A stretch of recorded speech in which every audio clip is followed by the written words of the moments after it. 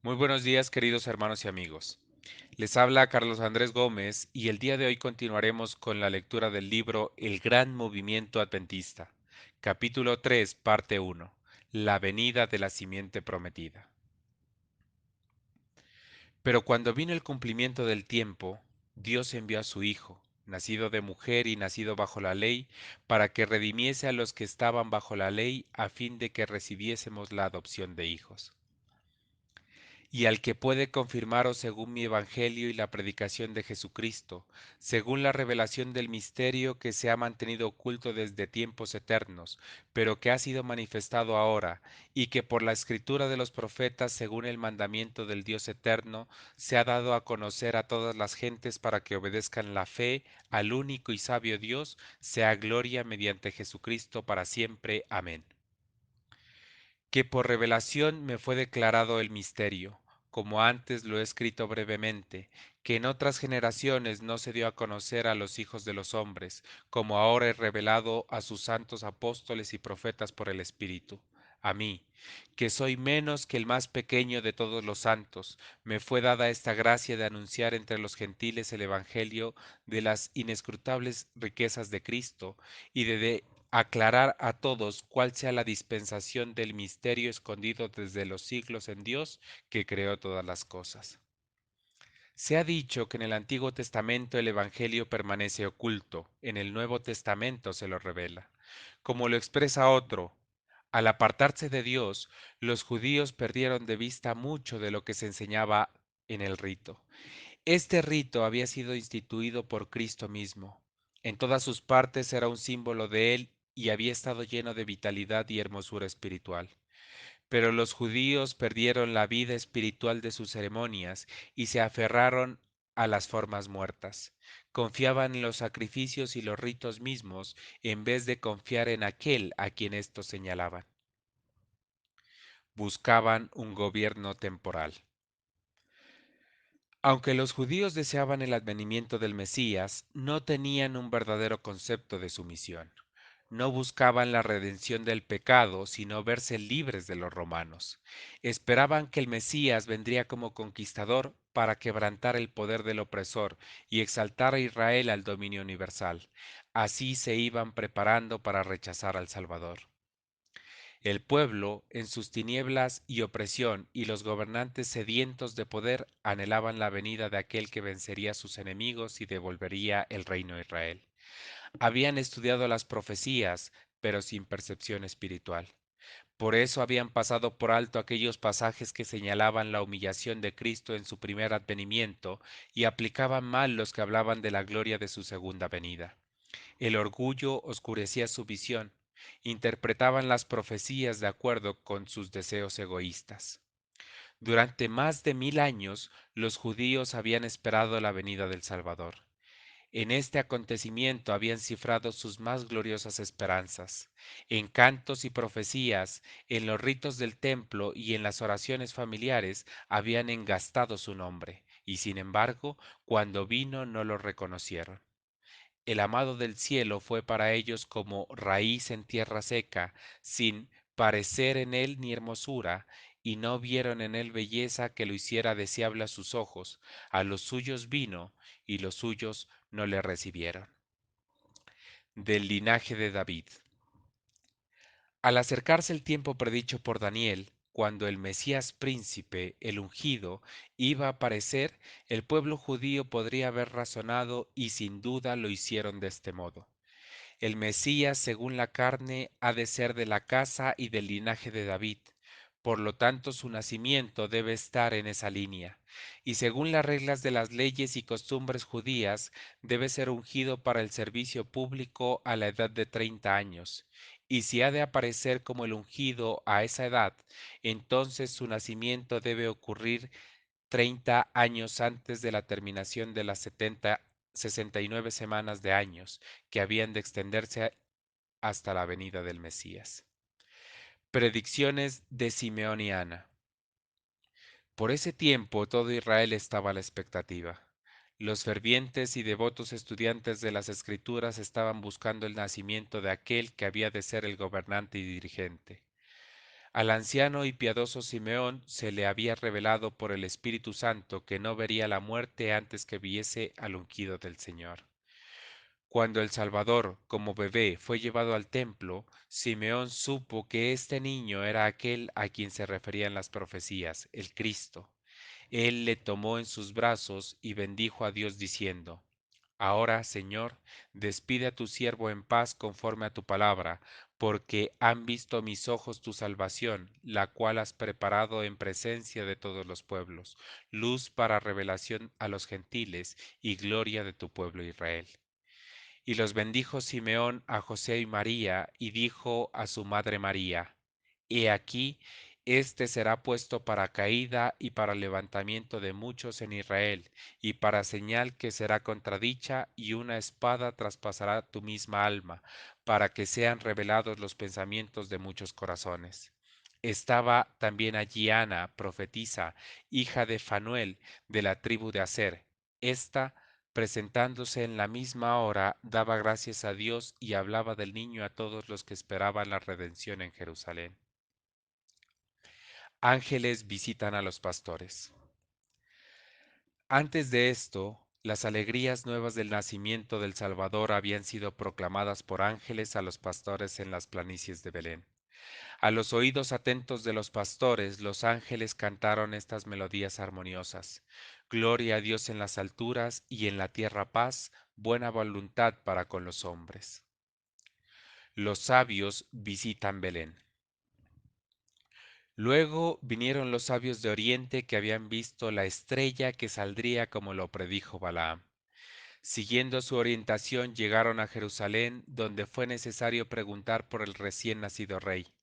Al recibir la instrucción de que Belén había de ser el lugar del nacimiento del deseado, siguieron su viaje, y guiados allá por la estrella que se les apareció de nuevo, fueron conducidos al humilde lugar donde yacía el Salvador.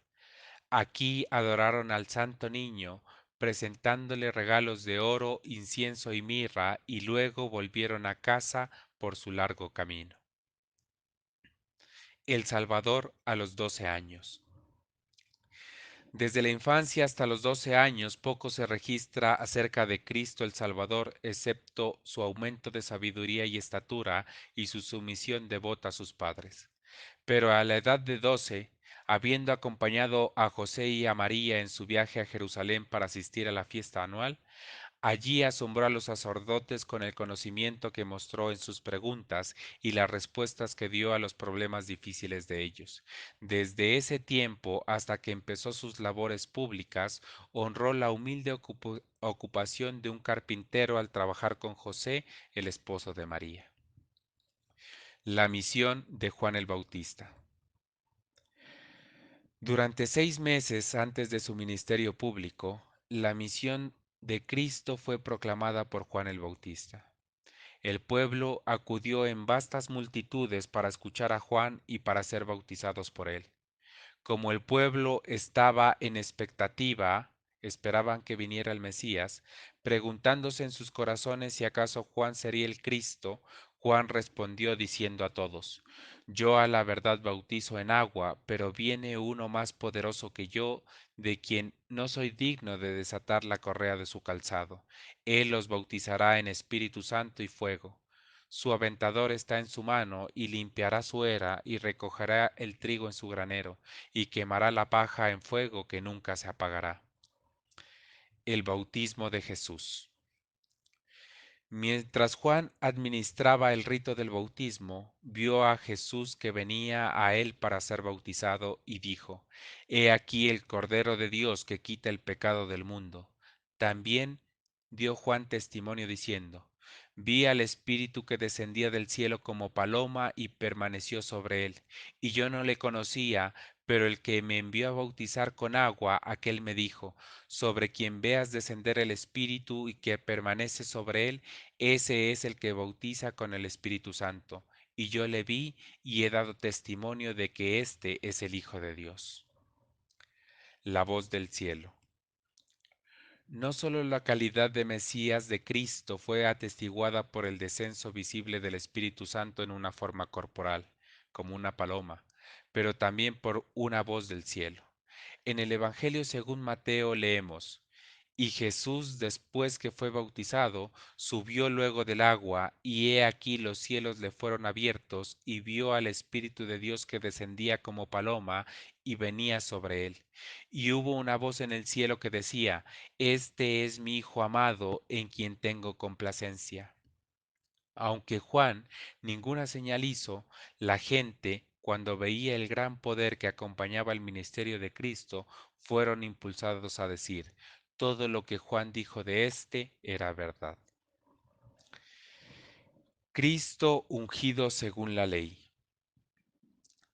En conexión con el registro de Lucas del bautismo y del mismo ungimiento por el Espíritu Santo en la forma de una paloma, leemos: Jesús mismo al comenzar su ministerio era como de 30 años. Después del largo ayuno de 40 días de nuestro Señor y de las fieras tentaciones del diablo en el desierto que siguieron inmediatamente a su bautismo, vino a Nazaret donde se había criado, y en el sábado entró en la sinagoga conforme a su costumbre y se levantó a leer. El Espíritu del Señor está sobre mí por cuanto me ha ungido para dar buenas nuevas a los pobres, y comenzó a decirles: Hoy se ha cumplido esta escritura delante de vosotros. El tiempo se ha cumplido. Marcos, al registrar el mismo suceso, dice: El tiempo se ha cumplido y el reino de Dios se ha acercado. Arrepentíos y creed en el Evangelio. El tiempo predicho para el ungido, el tiempo predicho para que el ungido apareciera había llegado. El ungimiento por el Espíritu Santo había ocurrido en su bautismo y ahora estaba entrando en su ministerio, justo en el momento y la manera predicha por los santos profetas de la antigüedad. Prueba visible de que Cristo era el Mesías. El ministerio de Cristo fue acompañado con una constante realización de milagros que para el pueblo, aun si no entendieran plenamente sus palabras y sus parábolas, era una prueba visible de que era el Emanuel, o que Dios estaba con él. En estos milagros, Cristo estaba dando al mundo no solo una evidencia del poder de Dios en sí mismo, sino también una demostración práctica del carácter de Dios y de su amante bondad. Cuando Felipe, después de su continua asociación con Cristo, presenció sus poderosos milagros, dijo: Señor, muéstranos al Padre y nos bastará. Jesús le dijo: ¿Tanto tiempo hace que estoy con vosotros y no me has conocido, Felipe? El que me ha visto a mí, ha visto al Padre. ¿Cómo pues dices tú, muéstranos al Padre? Creedme que yo soy en el Padre y el Padre en mí. De otra manera, creedme por las mismas obras. La perplejidad de Juan. Aunque en el bautismo de Cristo Juan había presenciado el descenso visible del Espíritu Santo y había oído la voz del cielo que lo proclamaba como el Hijo de Dios, y él mismo había declarado que él era el Cordero de Dios que quita el pecado del mundo, los eventos estaban sucediendo en forma tan diferente de lo que él esperaba que en su lóbrega prisión estaba perplejo y confuso. Como los discípulos del Salvador, Juan el Bautista no comprendía la naturaleza del reino de Cristo. Esperaba que Jesús ocupase el trono de David, y como pasaba el tiempo y el Salvador no asumía la autoridad real, Juan quedaba perplejo y perturbado. Y llamó Juan a dos de sus discípulos y los envió a Jesús para preguntarle: ¿Eres tú el que había de venir o esperaremos a otro? En esa misma hora Jesús sanó a muchos de enfermedades y plagas y de espíritus malos, y a muchos ciegos le dio la vista. Y respondiendo Jesús les dijo: Id, haced saber a Juan lo que habéis visto y oído. Era con dificultad que los judíos o aun los discípulos podían ver con claridad muchas verdades que el Salvador pronunciaba, porque estaban tan establecidos en la creencia de que cuando el Mesías viniera quebrantaría el yugo de los romanos, que para ellos era muy amargo, y que restauraría de inmediato el reino de David y reinaría como un rey temporal. Jesús comenzó su predicación diciendo: Arrepentíos porque el reino de los cielos se ha acercado. cuando envió a los 12 apóstoles, llevaron el mismo mensaje: el reino de los cielos se ha acercado. Más tarde, en su ministerio, cuando envió a los 70, fue con las mismas palabras: se ha acercado a vosotros el reino de Dios. Queridos hermanos, que el Señor les bendiga en este día. El día de mañana continuaremos con la lectura de el libro El Gran Movimiento Adventista, capítulo 3, parte 2. La gente atónita por la obra de Cristo.